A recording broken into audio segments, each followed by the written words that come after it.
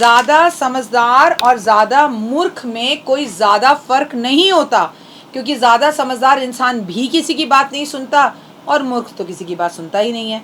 नमस्कार, सुस्वागतम, वेलकम, अभिनंदन। मैं हूं आपके साथ आपकी अपनी होसन दोस्त डॉक्टर वाई राखी। आपका स्वागत अभिनंदन करती हूं आपके, मेरे और माता रानी के इस खूबसूरत से प्यारे से यूट्यूब चैनल पर। जी हाँ, जस्ट बिलीव इन कर्मा।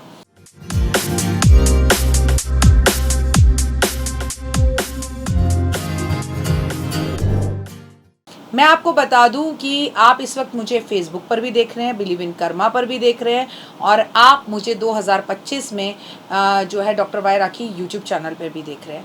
मैं आपसे बात कर रही हूँ भाद्रपद के महीने के आरंभ हो जाने पर भादों में क्या करें क्या ना करें।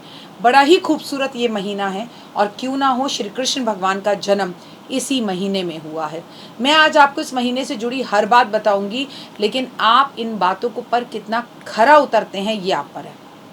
कोई इसे भादों का महीना कहता है, कोई इसे भाद्रपद का महीना कहता है। इसमें क्या करें क्या ना करें ये जानना ज़रूरी है।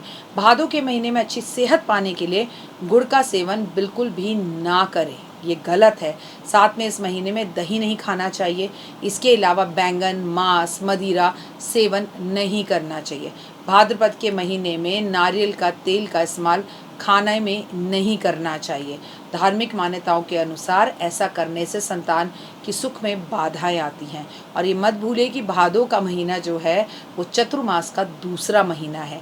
जो लोग संतान सुख की कामना करते हैं या नवविवाहित हैं, ऐसे समय में आपको कृष्ण की भक्ति बहुत ज़्यादा करनी चाहिए। भाद्रपद के महीने में मन में व्यक्ति के शुभ विचार रखने चाहिए। इस दौरान शादीशुदा जातकों को शारीरिक संबंध बनाने से बचना चाहिए।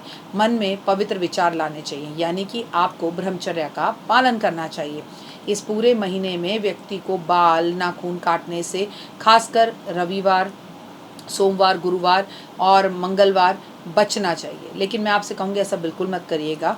आपको अगर नेल्स बड़े हो रहे हैं तो काटना चाहिए। किसी को नेल लग जाए, उससे उसको ज़ख्म हो जाए। हर बंदे को शुगर है, फिर शुगर में जो ज़ख्म है वो जल्दी भरते नहीं हैं, तो मुसीबतें आती है। ठीक है, ये बातें लिखी गई हैं। मंगलवार वाले दिन मत काटिए, शनिवार वाले दिन मत काटिए, लेकिन बाकी गुरुवार वाले दिन मत काटिए। संडे, सोमवार अगर आपको बाल काटने हैं, अगर आपको नेल्स काटने हैं तो आप काटिए। ऐसा थोड़ी कि 4 महीने इंसान हाथ पैर बाल ही नहीं काटेगा। और अगर आप कॉर्पोरेट वर्ल्ड में काम करते हैं तो रोज़ शेव करनी होती है। देखिए, उस ज़माने में जब ये बातें लिखी गई थी तब ये पॉसिबल था, लेकिन कलयुग के हिसाब से हमें अपने विचारों को बदलना होगा। भगवान श्री कृष्ण की पूजा करनी चाहिए। ये महीना लाभकारी रहता है। इस पूरे महीने में भगवान श्री कृष्ण की पूजा अर्चना आराधना करना, तुलसी उनको रोज़ भोग लगाना, तुलसी पर दिया जलाना बहुत ही लाभदायक रहता है। लेकिन उससे ज़्यादा फायदेमंद होता है इस पूरे महीने में गौ माता की सेवा करना। वैसे आपको बताऊँ, जीवन में एक भी महीना ऐसा नहीं होता जब हम गाय की सेवा ना करें। एक महीना जीवन में एक भी दिन ऐसा नहीं होता जब हम गाय की सेवा ना करें। इस महीने में चावल, नारियल का तेल कोई आपको दान दे तो ऐसा दान बिल्कुल भी नहीं लेना चाहिए। आपको ऐसा दान करना चाहिए उन लोगों को जो खाना खरीदने में भी समर्थ नहीं है, जो बहुत गरीबी रेखा से भी नीचे हैं। तो उनको थोड़ी देखना, उन्हें खाना चाहिए कि हम नारियल ना खाएं, हम चावल ना खाएं, है ना। तो अगर ऐसे ज़रूरत है लोगों को, या तो उन्हें पैसे दे दीजिए या उन्हें राशन दिलवाइए। भाद्रपद के महीने में भगवान शिव और कृष्ण गणेश जी की पूजा ज़रूर करनी चाहिए। इस महीने में पवित्र नदियों में स्नान दान करना चाहिए, घर में पूजा पाठ करनी चाहिए। भाद्रपद के महीने में आपको श्री कृष्ण की पूजा के साथ साथ घर में रामायण करानी चाहिए, भागवत करानी चाहिए, भगवान की पूजा आराधना करनी चाहिए, भगवान शिव, कृष्ण, गणेश की पूजा करनी चाहिए। जैसे कुछ धार्मिक मंत्र जो है उसका जाप करना चाहिए। पवित्र नदियों में ब्राह्मणों को स्नान कराना चाहिए, माता पिता को स्नान कराना चाहिए, ज़रूरतमंद लोगों को अनाज का दान करना चाहिए, उपवास रखना चाहिए, और कोशिश करनी चाहिए कि अपनी मनपसंद खाने की कोई चीज़ आप छोड़ें। आप अपने शुद्ध मन से रहें, पवित्र मन को रखें, और मांस, मदिरा, शहद, गुड़, हरी सब्जियां, मूली, बैंगन का सेवन बिल्कुल भी नहीं करना चाहिए। इन चीज़ों से बचना चाहिए। सबसे बड़ी बात, पराई स्त्री पर नज़र नहीं करनी चाहिए। आपको निंदा करने से बचना चाहिए। आपको ब्राह्मणों की निंदा करने वाले व्यक्ति से दूर रहना चाहिए। आपको नेगेटिव लोगों से दूर रहना चाहिए। आपको बाँसुरी श्री कृष्ण भगवान को अर्पण ज़रूर करनी चाहिए। छोटे छोटे बच्चों को बाँसुरी भेंट स्वरूप ज़रूर देनी चाहिए। आपको मक्खन और मिश्री खानी चाहिए। आपको मक्खन और मिश्री का भोग प्रभु को लगाना चाहिए। वृंदावन जाना चाहिए। आपको यमुना के किनारे पर दिए जलाने चाहिए। ये सब वो चीज़ें हैं जो भादों के महीने में हमें करनी चाहिए। और एक बार भादों के महीने में गीता का पावन पुस्तक को पूरा पढ़ना चाहिए।